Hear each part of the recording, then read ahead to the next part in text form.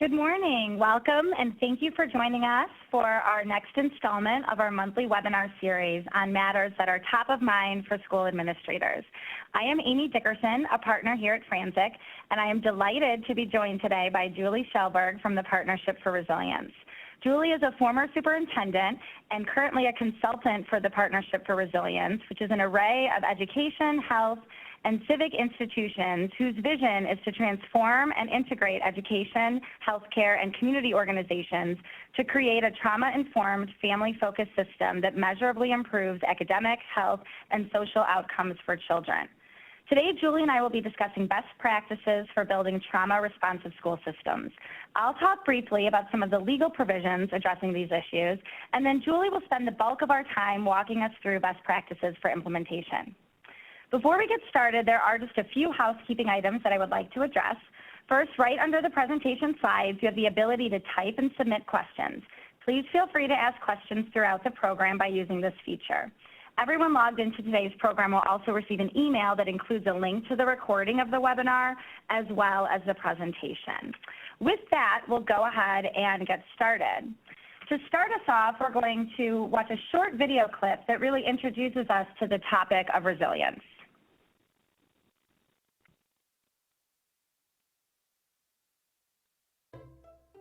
Resilience is not some magical quality.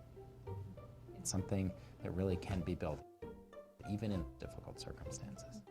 The key active core ingredient to building resilience are the relationships the kids have to others who care about them. Of course, families play a very important role, but nobody raises children in isolation. We have a huge amount of research to show the powerful impacts of teachers, coaches, other adults in the community with whom children have a chance to develop relationships, who play that critical supportive role of building resilience. As a result of responsive interaction, children build simple skills of coping and adapting. How to stop crying, how to regulate your behavior, being able to defer gratification. You have an adaptive toolkit that allows you at moments of stress or challenge to bring out a number of potential skills that allow you to get through it. As children get older, the sophistication of those skills increases. Being able to monitor situations, solve problems.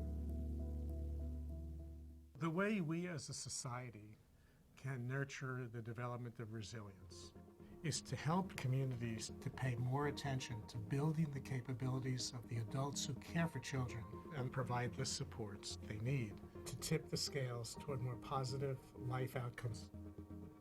And then when communities say, we want to be an active part of crafting the solution to really understand what's necessary to produce the resilience, that's when the ball gets rolling.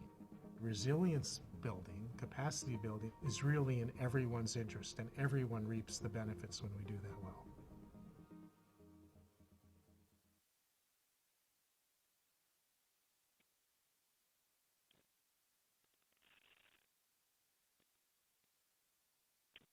So before Julie takes us through some approaches for building resilience and other trauma-responsive strategies, we wanted to first take a moment to examine some of our state and federal laws that address trauma and providing a trauma-informed response to various student issues. So we see in the school code the issue of trauma appear expressly in two key places. The first is in response to violence and traumatic incidents that may occur in schools. Specifically, Section 1022.43 of the school code states that a school board may utilize volunteer personnel from a regional school crisis assistance team created as part of the Safe to Learn program that was established pursuant to the Illinois Violence Prevention Act of 1995 to provide assistance to schools in times of violence or other traumatic incidents within a school community by providing crisis intervention services to lessen the effects of emotional trauma on individuals in the community. And the School Crisis Assistance Team Steering Committee is then set up to determine how this might help be rolled out and the qualifications for volunteers. Another area that having trauma-informed practices is really implicitly addressed is in the school code provisions regarding bullying prevention policies. Now, while these provisions do not expressly reference trauma, they do reference the inclusion of restorative measures in a school's response to bullying. Specifically, schools' bullying prevention policies are required to have procedures for promptly informing parents or guardians of all students involved in the alleged incident of bullying and discussing as appropriate the availability of restorative measures, in addition to social work services, counseling, school psychological services, and other interventions. It also calls for the policy to include the interventions that can be taken to address bullying, which may include restorative measures. Restorative measures are defined under the law as a continuum of school-based alternatives to exclusionary discipline, such as suspensions and expulsions, that are adapted to the particular needs of the school and community, that contribute to maintaining school safety, that protect the integrity of a positive and productive learning climate, that teach students the personal and interpersonal skills that will be needed to be successful in school and society, to serve and build and restore relationships among students, families, school, and communities, and that reduce the likelihood of future disruption by balancing accountability with an understanding of students' behavioral health needs in order to keep students in school. Now, while issues of trauma and restorative measures are not expressly referenced in the student discipline provisions of the school code, which is often referred to as Senate Bill 100, when discussing strategies for actually implementing Senate Bill 100 and exploring non-exclusionary discipline and alternatives, often restorative measures, restorative justice, and trauma-informed practices are discussed and are a key part of the strategies that schools are really looking at to build in their school systems to reduce exclusionary suspensions and expulsions and other exclusionary disciplines. Senate Bill 100 does not specifically mandate that restorative practices or trauma-informed practices be used, but it does require that a school exhaust all appropriate and available disciplinary and behavioral interventions before suspending students for 4 or more days or before expelling a student. So thus, if a school offers restorative measures or other interventions that are appropriate to be provided for a student in response to a particular situation, a school may need to explore those options before considering exclusionary discipline, and such interventions may prove then successful at addressing the behavior difficulties. So really building trauma-informed schools really allows schools to be putting systems in place and to be in a position to have the interventions that may be necessary and can prove really effective in decreasing suspensions and expulsions. Notably, the resources that are available on the Illinois State Board of Education's website for implementing Senate Bill 100 encourage the use of trauma-informed social emotional education and restorative justice, such as student-teacher mediations and peer reconciliation panels and other restorative justice practices. Now, the second place in the school code that trauma is expressly referenced is in Section 2 of the school code, which addresses early childhood programs, and specifically the provisions around addressing student behavior difficulties in early childhood programs. These provisions were recently amended to prohibit schools from expelling students from early childhood education programs that receive state funding. And the provisions then specifically call for a number of steps to be taken to address student behavior, including providing training to staff on trauma and trauma-informed care. Finally, it's also a best practice to include the effects of trauma in any staff training provided to Title IX coordinators and investigators for responding to sexual harassment and assault. Now, while this is not something that is expressly currently encouraged anymore by the Office of Civil Rights or included within the proposed Title IX regulations, the guidance under the Obama administration from the OCR did expressly strongly recommend that training for staff members implementing Title IX policies include the effects of trauma to be able to understand how those effects may impact the reporting and recall of the incident by the complainant in order to ensure that investigations are appropriately taking those effects into account and that staff interacting with complainants are sensitive to those issues. Notably, the Preventing Sexual Violence in Higher Education Act here in Illinois requires higher education institutions in Illinois provide annual survivor-centered and trauma-informed response training. Now, these are some of the areas where restorative practices and trauma-informed responses are expressly discussed. More and more schools are taking steps to integrate trauma-informed practices into various facets of their school and programming, and we're seeing more and more grant funding being available to provide these types of programming in schools. So with that, I will now turn it over to Julie to walk us through some of the best practices for implementing trauma-informed responses in our schools. Thank you, Amy, and good morning, everyone. So if you look back at the title on the very first slide where it says Building Trauma-Responsive School Systems, Educating the Whole Child, when we started this journey about 4 or 5 years ago with the Partnership for Resilience, we were really looking at becoming trauma-informed. Then we moved to trauma-sensitive, and now we're referring to this work as becoming trauma-responsive. But you really have to work through each one of those levels. You have to be informed so that you can become sensitive, and you have to be sensitive so that you can build a trauma-responsive school system. So you really can't have one without the other. So I know that that can be confusing as in education with many things. We're constantly changing the name of what we're doing. So educating the whole child really means different things to different people. But as part of the Partnership for Resilience, and I'll talk a little bit more about the partnership, this means finding creative ways to systematically get services to students through agencies, through the schools, as well as training our teachers to make sure that students have what they need to be ready to learn when they come to school. So if you look at this slide now, it's the Partnership for Resilience. So we did recently go through a strategic planning process, so our mission statement has changed a little bit. The Partnership for Resilience works to improve academic health and social outcomes for children by fostering trauma-responsive schools and affect family, school, health, and community partnerships. So you can see who the members of the partnership are on here. And the Partnership for Resilience is an organization, it's a nonprofit that was started by Audrey Soglin, who is the executive director of the IEA, and her brother David Soglin, who is a pediatrician here in Chicago. And the two of them were at a barbecue, and David was telling Audrey about what trauma is, and her response was, why don't we know about this in schools? So the two of them formed this organization, and you can see who the partners are on here. And I think it's an impressive list of people who are actually partners that include universities, schools, medical, and both the IEA and the IFT have a seat at the table.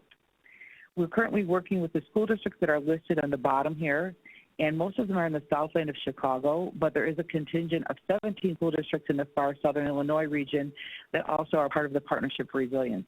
And in southern Illinois, they have a lot of different but similar things going on. There's a lot of opioid abuse and not a lot of services available. It's a very rural area. So they're doing a lot of this work with the Partnership for Resilience as well. And the focus for the partnership is really connecting schools and community services. What we found in the Southland is that once you step out of the city of Chicago, a lot of services are no longer available. So we've been working to connect schools with agencies to provide services for physical health, behavioral health, emotional health, and then also training teachers on how to access these services and how to help families access these services as well. There's actually more poverty in the south side of the city, in the suburbs, than there is within the city of Chicago, and with less services available. So that's where we decided to focus our work on trauma.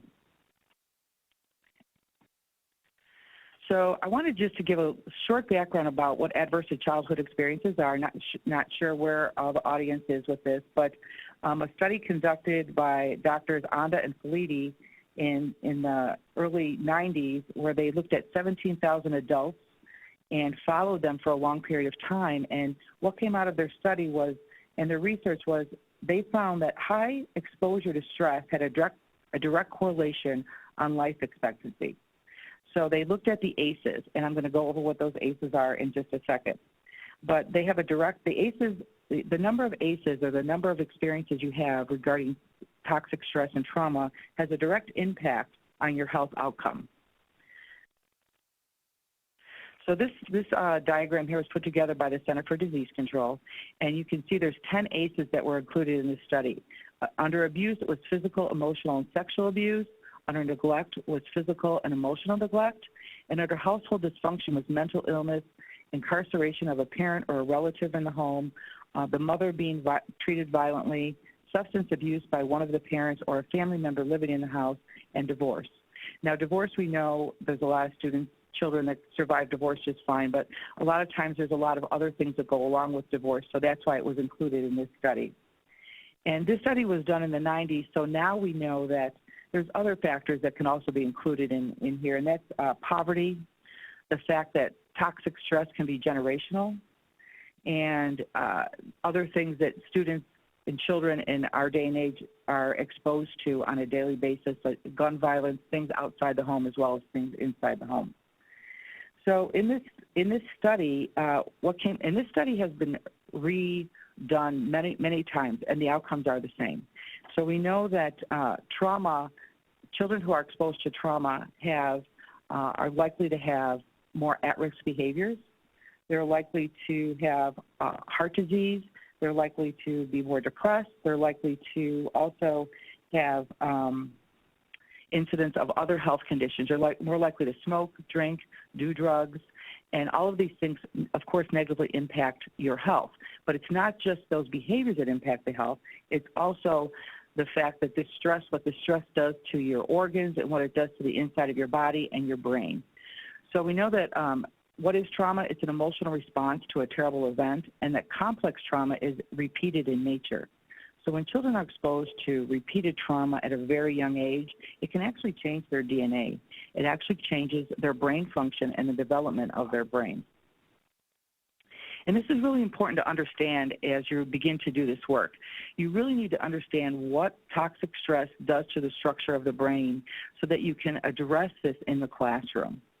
If you're not familiar with Nadine Burke-Harris, I encourage you to watch her MedTED Talk video on YouTube.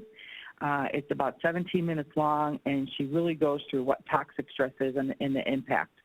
So in her book, The Deepest Wells, Healing Long-Term Effect of Childhood Adversity, it's a very good book. It takes you through from beginning to end what trauma does to the body and her journey as she actually learned about what trauma does. What she talks about is a dose-response relationship, and the higher the dose of trauma, the more negative effects it has on the body, life outcome, etc. So, and a quote out of her book is, "Adversity's detrimental impact on health had all the hallmarks of a public health crisis hidden in plain sight." I think as educators what we find is we know that these things have been going on in schools forever. What this does is really give it a name, and it gives it an origin, and it helps us understand, and it helps us communicate this to other people as well.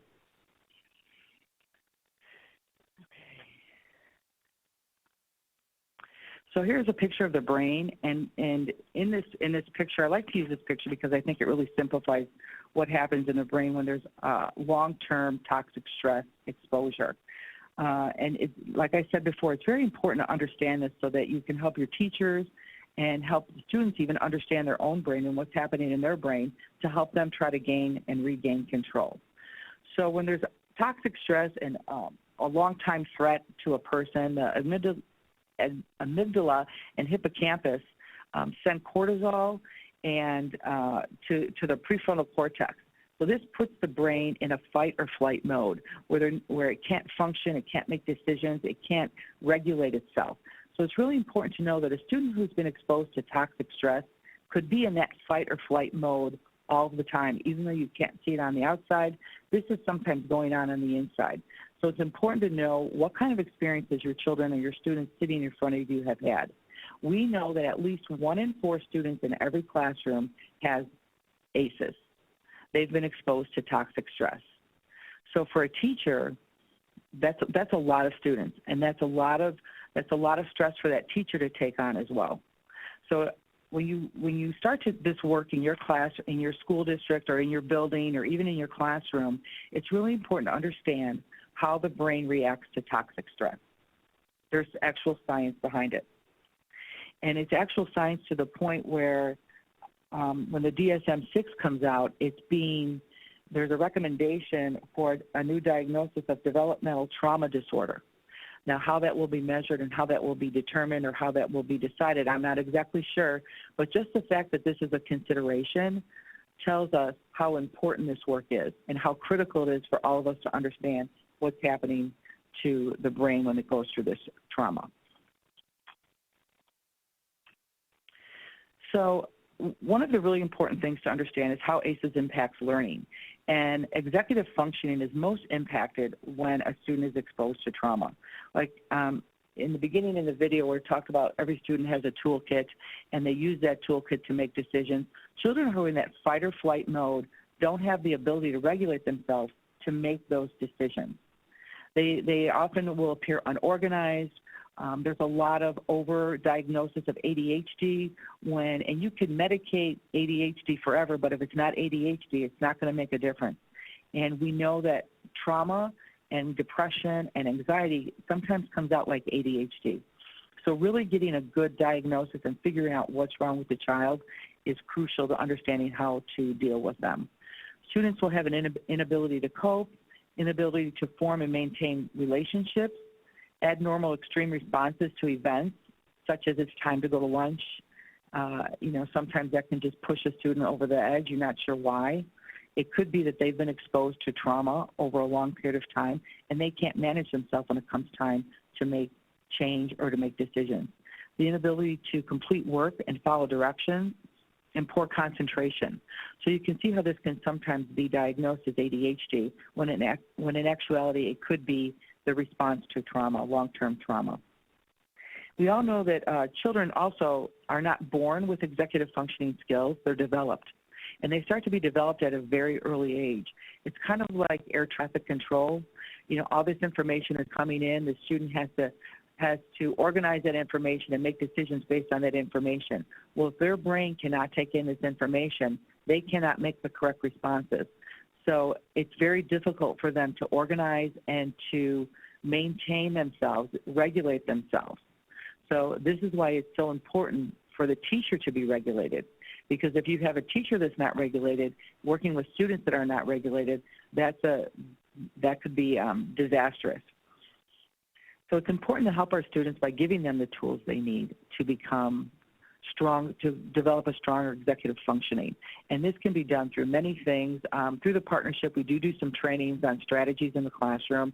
A lot of it involves, playing games with students, helping them to do brain breaks and give them opportunities to regulate themselves before they move to the next piece of learning or whatever task you're asking them to do.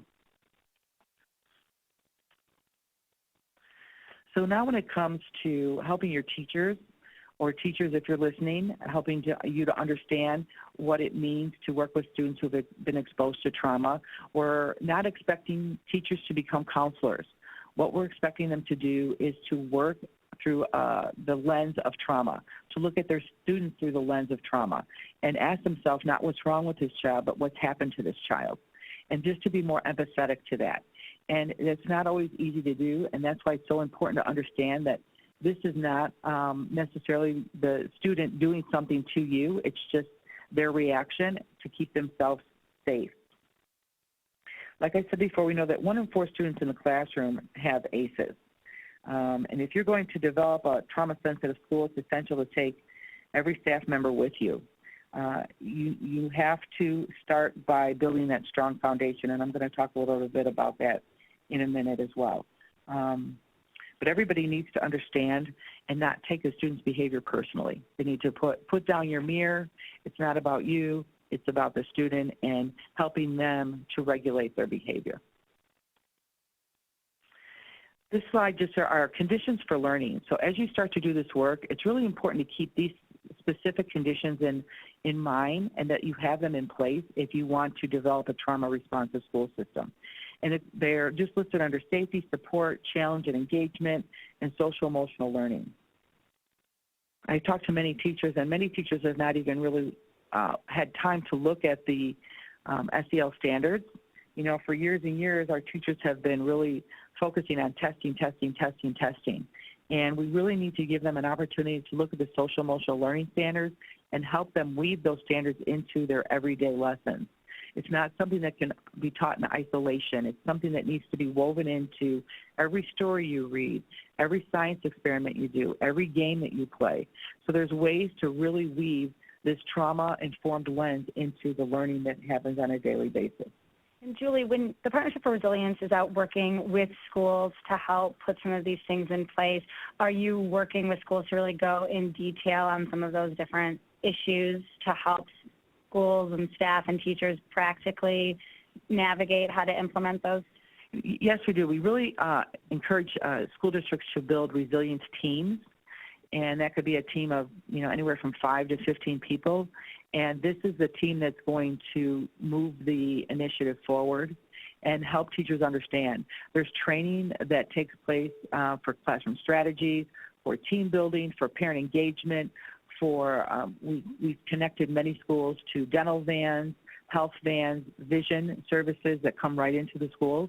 We actually found a dental van that does restorative care. So we all use Smile, Illinois, or Cook County, or there's dentists that come in and check teeth, and they'll say, okay, this child needs to go see a dentist. But we found these dentists that actually will come out and fill teeth, do extractions, do things that typically a dental van doesn't do, and it helps students stay in school. What would happen is the dental van would come and say, okay, this student needs to go see a dentist. A year later, this student still needs to go see the dentist. So it's really hard to find dentists that take Medicaid, especially in the south suburbs. So this was just life-saving for some of our students. So a lot of our work is in that realm, as well as helping to train teachers on how to deal with this stress in their classroom. And having said that, a really important piece of this, if you're looking for a place to start, a really good place to start is with your staff care and helping teachers make sure that they're taking care of themselves. And this means different things to different people, and it has to fit their personality. But teachers are notorious for, well, I'm going to do that in the summer. Yeah, I'm going to start jogging over spring break. Well, this has to be year-long. Taking care of yourself cannot just happen when you have a break. So we're really working with a lot of the school districts on staff care, and the union leadership. This is a union-led initiative, too. So the union leadership is very, very responsive to this as far as making sure that teachers are well so that they can take care of their students. We know that there's secondhand stress, compassion fatigue. It's not just for nurses and social workers anymore. Teachers are feeling that same thing. They're feeling that secondhand stress of dealing with students who've been exposed to toxic stress and the compassion fatigue. So it's important to, number one, acknowledge to teachers that what you're doing is a very difficult job. And we understand that it's a very difficult job. And we want to make sure that you're well. Make sure they're aware of their employee assistance programs. Some school districts have them, and teachers aren't aware that they exist and how to access that. Making sure that they have opportunities for breaks, having a system in place so that if they are having a bad day, someone else can come in, step in. Maybe there's a system where you have a care room or some kind of peace room where students can go and take a break as well. So I need to make sure that everybody's well. So this last slide here is really the top 10 things that need to be in place if you want to become a trauma-responsive school system. And understand that this isn't something that happens in a year. It can take 5 years to become trauma-responsive, maybe longer. In District 122, where I was a superintendent, we spent 1 full year just making sure that all staff understood what trauma was and how it impacts the body. And you can't expect people to respond to it if they don't understand what it is. So building a really strong foundation is key. Everybody, secretaries, teachers, custodians, everybody needs to understand what trauma is and how it impacts the body. And it's like building a house. Without that foundation, the house is not going to stand. So we can't encourage you enough to build a strong foundation. And then next, to connect this work to initiatives that are already in place, connect it to your PBIS, to your, if you're a pyramid school, if you have the 8 keys, whatever you're doing, connect this work to what's already in place so that it's sustainable and meaningful. Teachers don't need to look at it like, okay, here comes another initiative. It's going to be here for a year or two, then it's going to be something else. This is something that has to stick. This is going to be in your school system forever. So it's really important to make it systematic and become part of the culture and climate, and this is what you do. I encourage you to create a resilience team. The union leadership needs to be involved in that. Your teachers, your administration, train these people so that they can take the word out to the others. Engage parents. We spend a lot of time working with schools on how to engage parents in the school system. They need to feel that they're a member of the school. The research tells us if parents are engaged, students perform better. Why wouldn't we want to let them into our schools and actually train them to let them into the classrooms as well? And this is scary for teachers to have parents in their classrooms. But I can tell you that where it's happening, it's made a big difference. And once it's done, and if it's done well, it can really work. Engage the community and community agencies for wraparound services. School systems are not clinics. We don't have the manpower to do what's needed to be done for some of our students, so we have to engage our community services so that they can help us meet the needs of these kids. We need to deepen our teachers' tool bag to include SEL and trauma-informed strategies. Professional development is key. Putting this on an agenda item for every meeting so that it stays at the forefront and that it's meaningful to teachers and they know that it's serious. And it's really important to keep the data. Make your program, build your program on decisions that are based on data. We keep data. One of our partners is Harvard University, their Education Redesign Lab. So we are running all of our data through them because we're looking to see, is this work really making a difference in student outcomes and academic outcomes? And we believe that it is because students are spending more time in school. If they're spending more time in the classroom and in school, of course they're going to have better outcomes for learning. Consider both walls of data. Dr. Joseph Murphy out of Vanderbilt University has a book, Creating Productive Cultures in Schools. I would suggest that you get that book as well. He talks about academic learning and social emotional learning as the two different walls of data. One cannot be successful without the other. They go right alongside, so we can no longer just look at the academic press and the data. And that data, we need to look at the social emotional learning data as well. Teachers and staff need to be well, and they need to be well in order to support their students.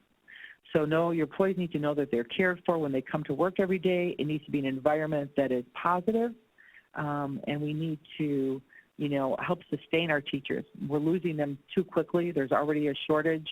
And so we really need to work on making sure that our teachers are well and that they feel cared for when they come to work on a daily basis.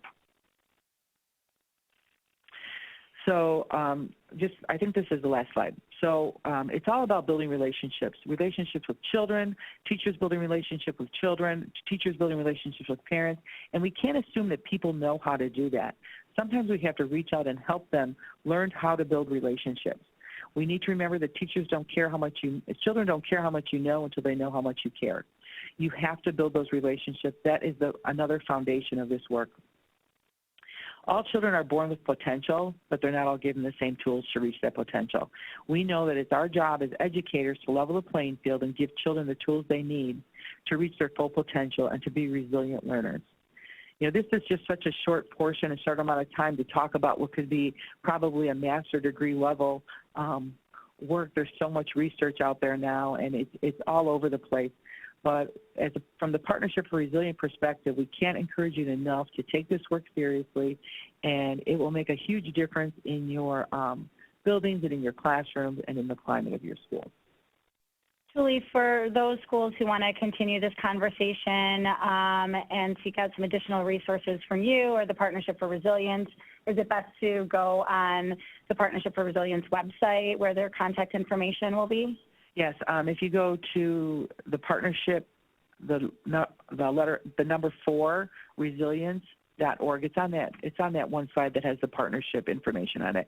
And there is a place where you can go and ask questions, ask for help. I would also encourage you, if you're in this area, the IFT and the IEA both have people out there doing work in this area, presentations and whatnot, to support their schools and their membership in this area. Great. And we did get one question about if there's any, in this short amount of time we have left, any, quick information you can provide about what schools could do if they're interested in starting a partnership with Partnership for Resilience. Well, the Partnership for Resilience there's not a lot of us working out there.